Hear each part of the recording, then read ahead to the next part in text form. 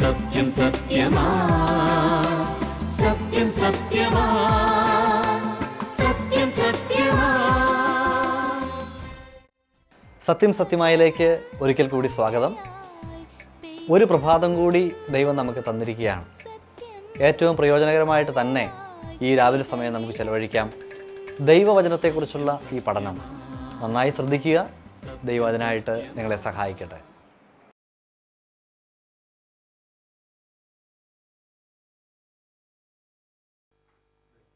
അറുപത്തിയാറ് പുസ്തകങ്ങളടങ്ങിയ ഒരു സമുച്ചയമാണ് വാസ്തവത്തിൽ ബൈബിൾ, ഒരു ഗ്രന്ഥസമുച്ചയം. എന്നാൽ 66 പ്രമേയങ്ങൾ ഉള്ള ഒരു പുസ്തകമല്ല ബൈബിൾ. ബൈബിളിലെ ഓരോ പുസ്തകത്തിനും ഓരോ പ്രമേയമില്ല. 66 പുസ്തകങ്ങൾക്ക് 66 പരസ്പര വിരുദ്ധമായ ലക്ഷ്യങ്ങളുമില്ല. ബൈബിളിന് ഒരു ലക്ഷ്യമാണ്. ബൈബിളിന് പ്രധാനമായും ഒരു പ്രമേയമാണ്. ബൈബിളിൻ്റെ കേന്ദ്രീയമായിരിക്കുന്ന വിഷയം എന്താണ്? ദൈവം ബൈബിൾ കൂടെ മനുഷ്യവർഗത്തോട് പറയുവാൻ ആഗ്രഹിക്കുന്ന പ്രധാന സന്ദേശം എന്താണ്?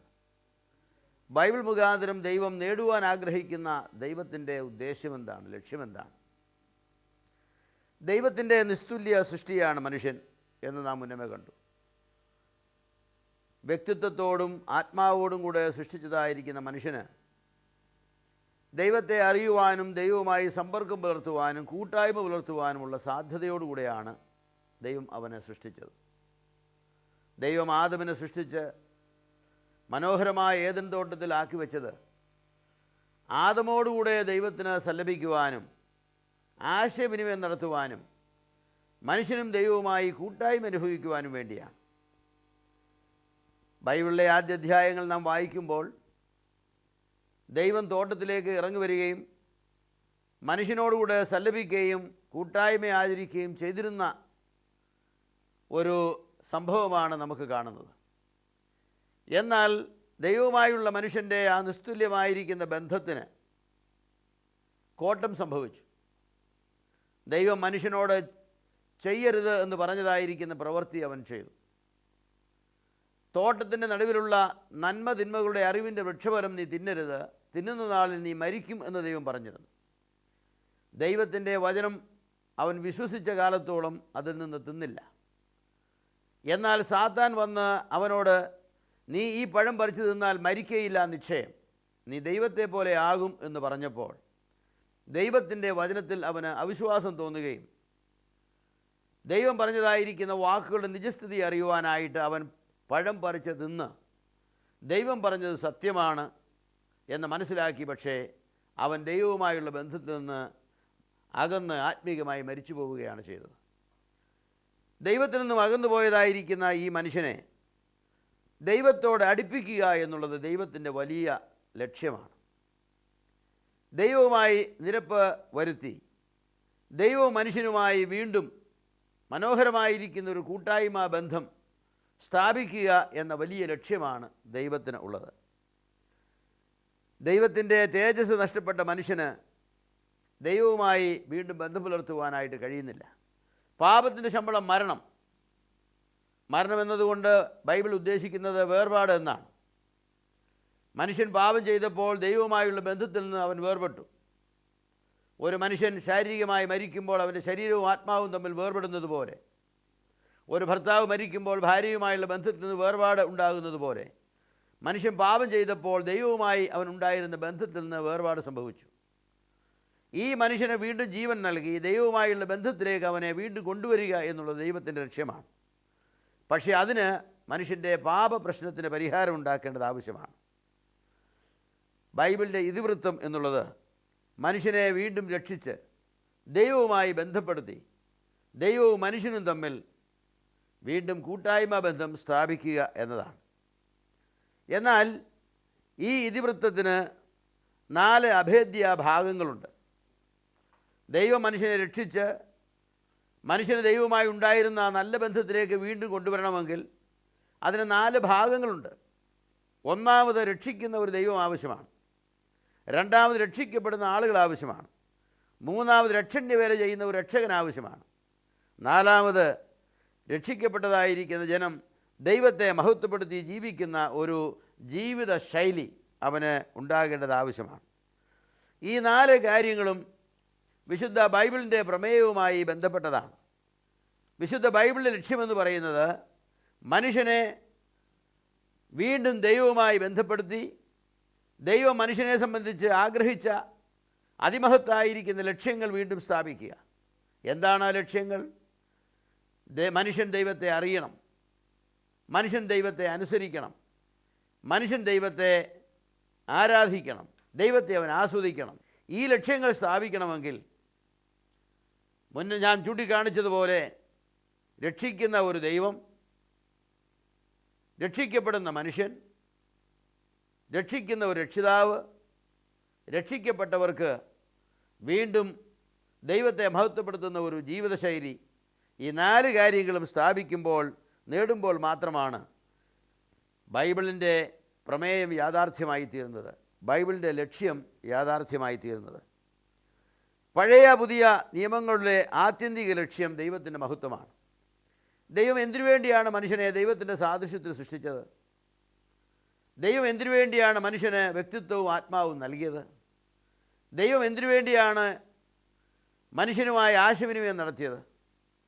ആത്യന്തികമായി പറഞ്ഞാൽ ദൈവത്തിൻ്റെ സൃഷ്ടിയായിരിക്കുന്ന മനുഷ്യൻ ദൈവത്തെ മഹത്വപ്പെടുത്തണം, ദൈവത്തെ അവൻ അറിയണം, ദൈവത്തെ അവൻ അനുസരിക്കണം, ദൈവത്തെ അവൻ ആരാധിക്കണം, ദൈവത്തെ അവൻ ആസ്വദിക്കണം.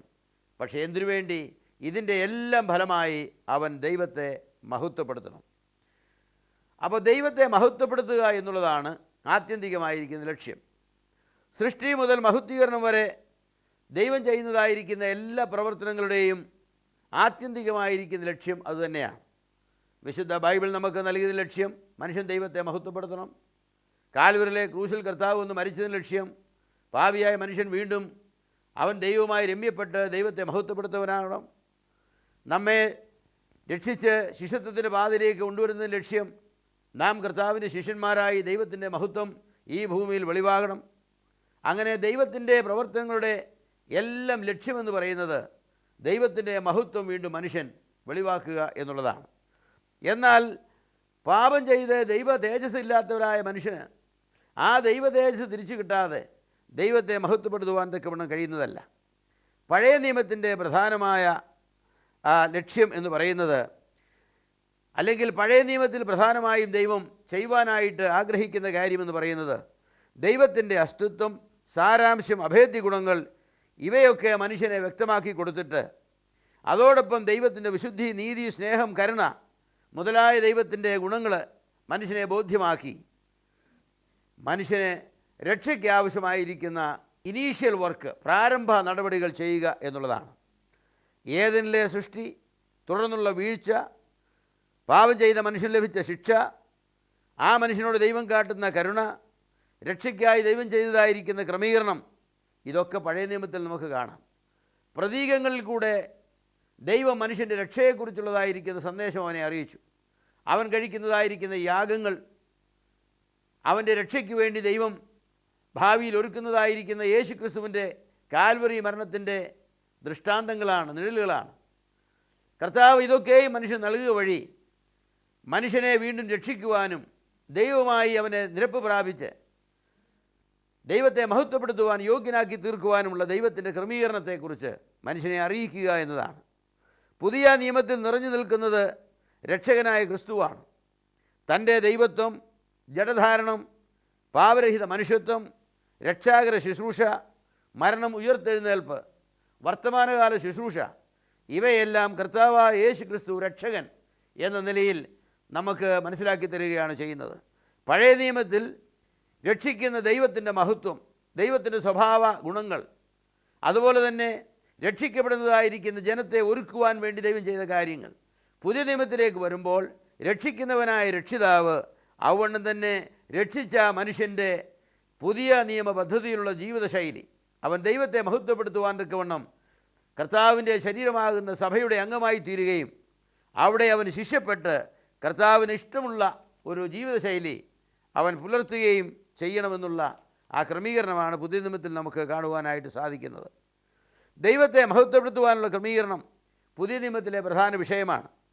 സഭയിലൂടെയുള്ള പരസ്യാരാധന, അതുപോലെ രക്ഷിക്കപ്പെട്ടവർ ചെയ്യേണ്ടതായിരിക്കുന്ന സൽപ്രവൃത്തികൾ, അനുസരണം, വിശുദ്ധീകരണം, കുടുംബജീവിതം മുതലായി ദൈവത്തെ മഹത്വപ്പെടുത്തുവാനുള്ള നിരവധി വിഷയങ്ങൾ പുതിയ നിയമത്തിൻ്റെ പ്രധാന പ്രമേയങ്ങളാണ്.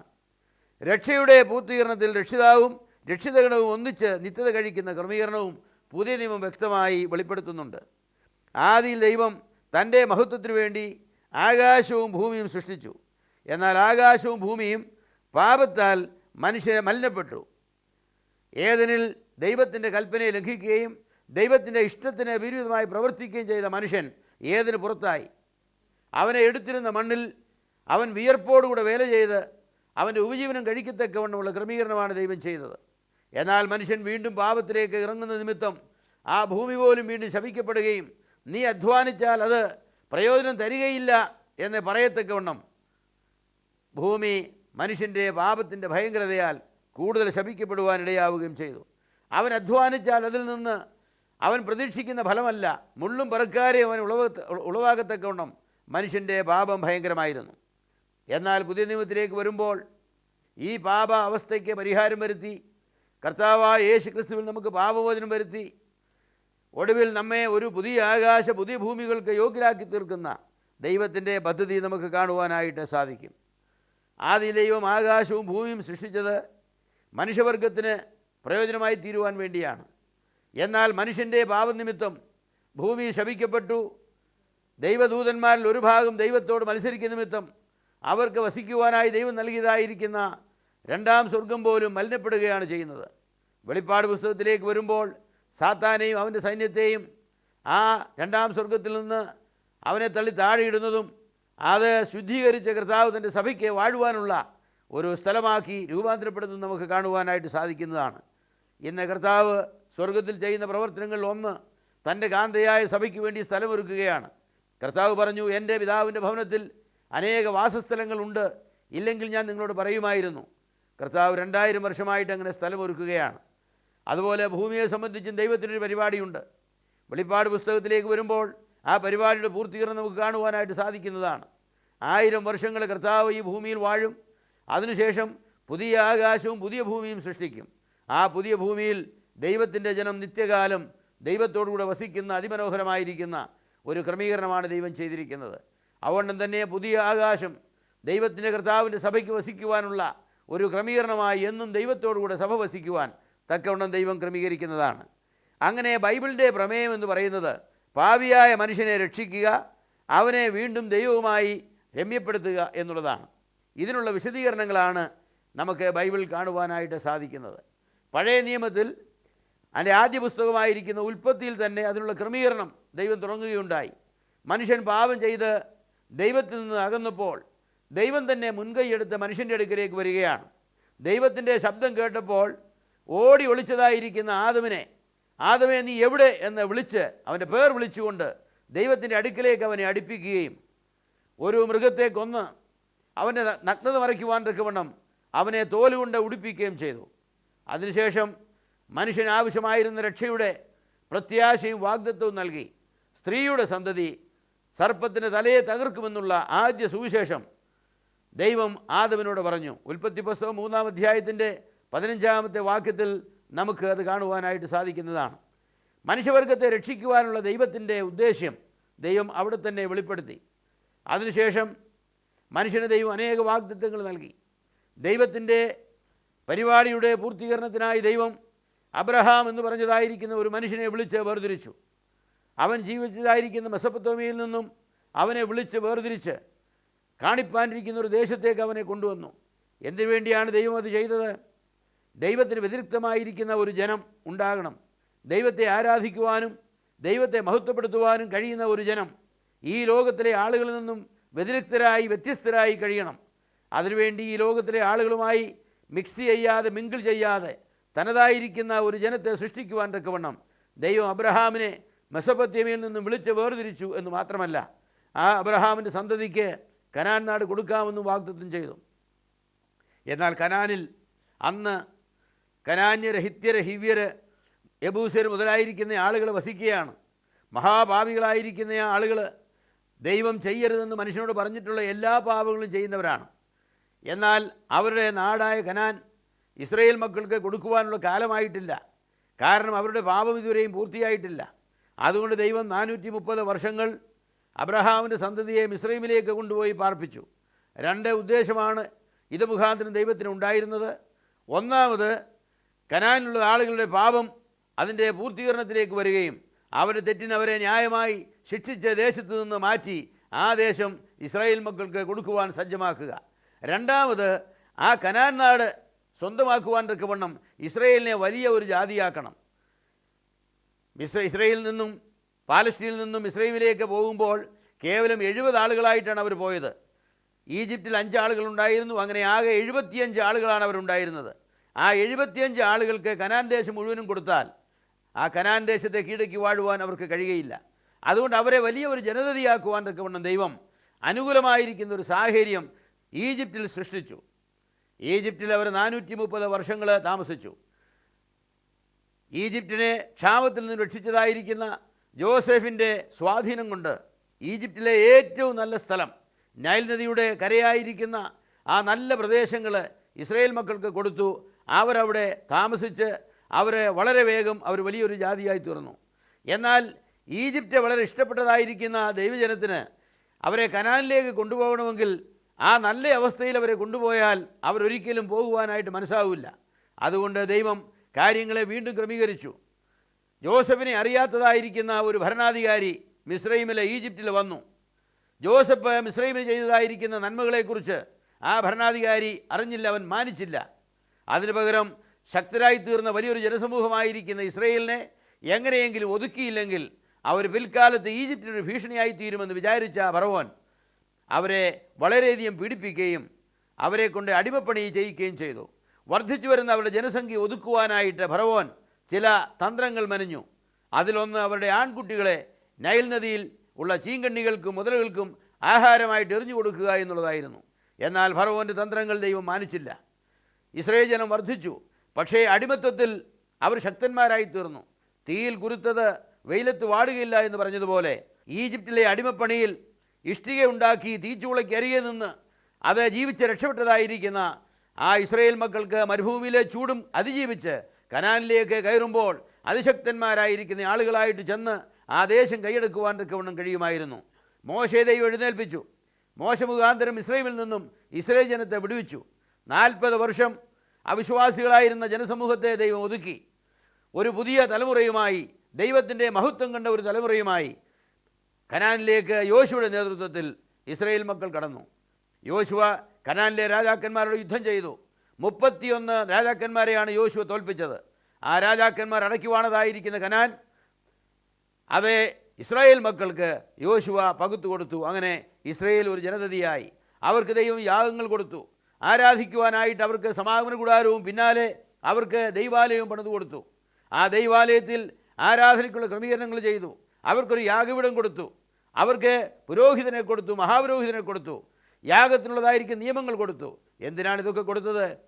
കർത്താവായ യേശു ക്രിസ്തു ഭൂമിയിലേക്ക് വന്ന് ദൈവത്തിൻ്റെ കുഞ്ഞാടായി യാഗം കഴിക്കുന്ന യാഗമായി തീരുന്ന കാലം വരെ ദൈവത്തോട് അവർക്ക് അടുത്തു വരുവാനും അവരുടെ അതാത് ദിവസങ്ങളിലെ പാപങ്ങൾക്ക് താൽക്കാലികമായി പരിഹാരം വരുത്തുവാനും മാത്രമല്ല, ദൈവത്തിൻ്റെ ജനമായി കർത്താവായ യേശു ക്രിസ്തുവിൽ വിശ്വസിച്ച് അവരെ ഒരു പ്രത്യേക ജാതിയായി തീരുവാനും വേണ്ടിയാണ് ദൈവം ഈ ക്രമീകരണങ്ങൾ ചെയ്തത്.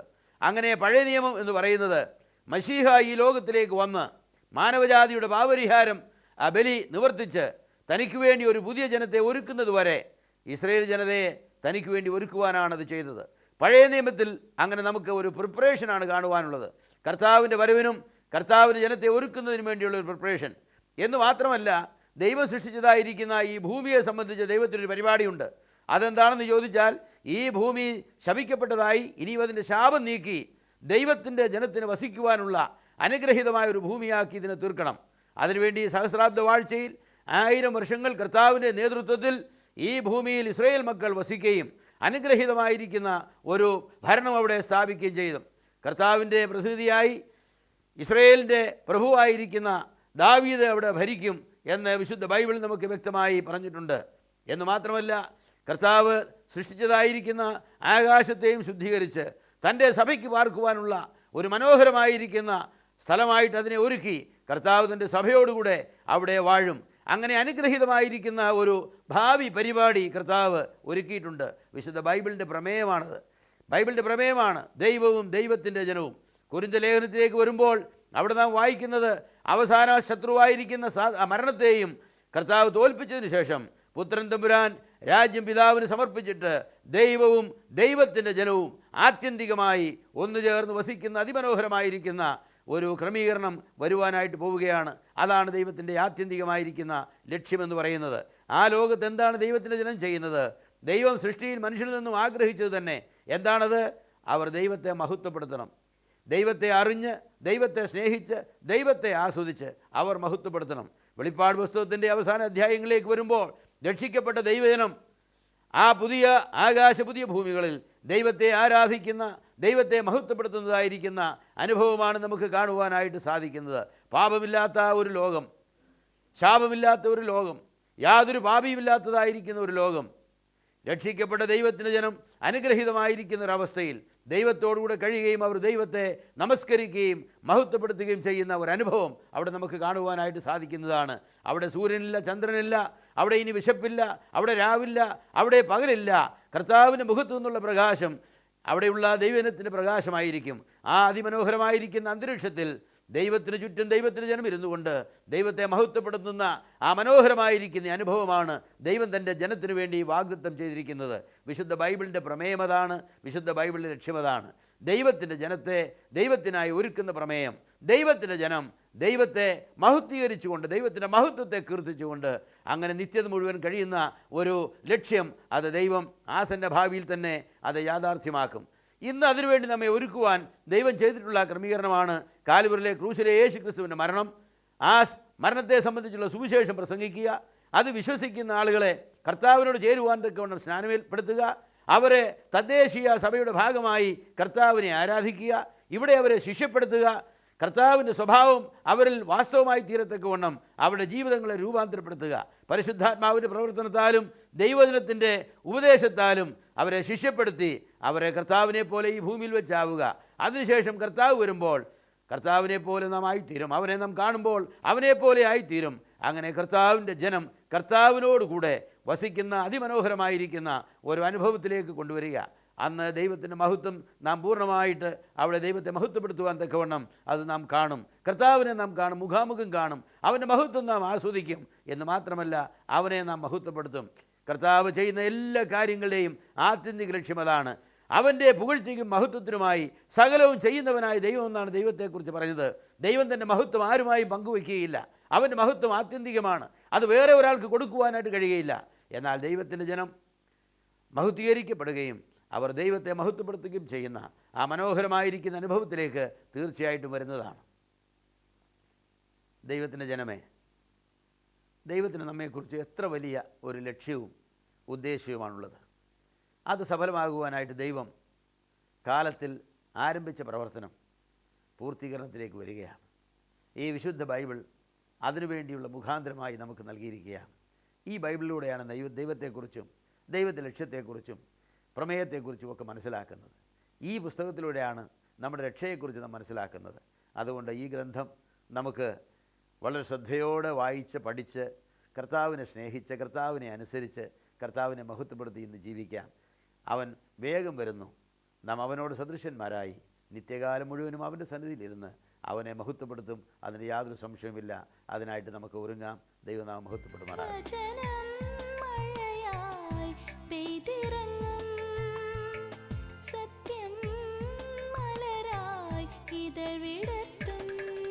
ഇന്നത്തെ ഈ വചന പഠന പരിപാടിയും നിങ്ങൾക്ക് പ്രയോജനം ചെയ്തു എന്ന് ഞങ്ങൾ ഉറപ്പായും വിശ്വസിക്കുന്നു. ചോദ്യത്തിൻ്റെ ഉത്തരം അയക്കുന്നവർ ഒരു കാര്യം ശ്രദ്ധിക്കുക. SMS ആയി അയക്കുന്നവർ ശരിയോ തെറ്റോ എന്ന ചോദ്യങ്ങളുടെ ഉത്തരം, ആ ഉത്തരത്തിൻ്റെ ഓപ്ഷൻ A or B അത് അയച്ചാൽ മതിയാകും. A എന്നോ B എന്നോ നിങ്ങളുടെ ഉത്തരങ്ങൾ SMS ആയി അയക്കുന്നവർ അയച്ചാൽ മതിയാകും. ശ്രദ്ധിക്കുക. കത്തുകൾ അയച്ച, മെയിൽ ചെയ്ത, വിളിച്ച എല്ലാ പ്രിയപ്പെട്ടവർക്കും നന്ദി അറിയിക്കുന്നു. തുടർന്നും ഈ പ്രോഗ്രാം ഏറ്റവും അനുഗ്രഹമായി തീരേണ്ടതിനായിട്ട് നിങ്ങളുടെ പ്രാർത്ഥനയിൽ ഞങ്ങളെയും ഓർക്കുക. ദൈവം നമ്മെ ഒരുമിച്ച് അനുഗ്രഹിക്കട്ടെ.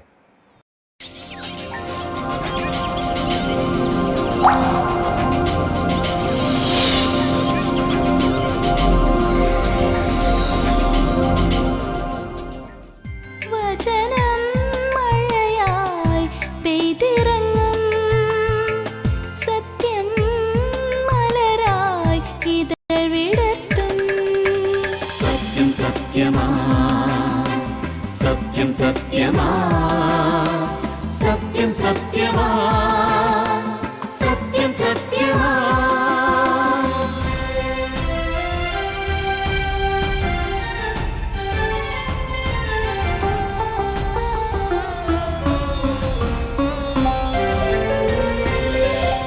ഞങ്ങളുടെ വിലാസം life solutions ministries, first floor, Palliyampil building, bishop ഹൗസിന് എതിർവശം, railway station road, Changanassery 686101, Keralam. Phone 09744050787. Email lifesatyam@yahoo.co.in.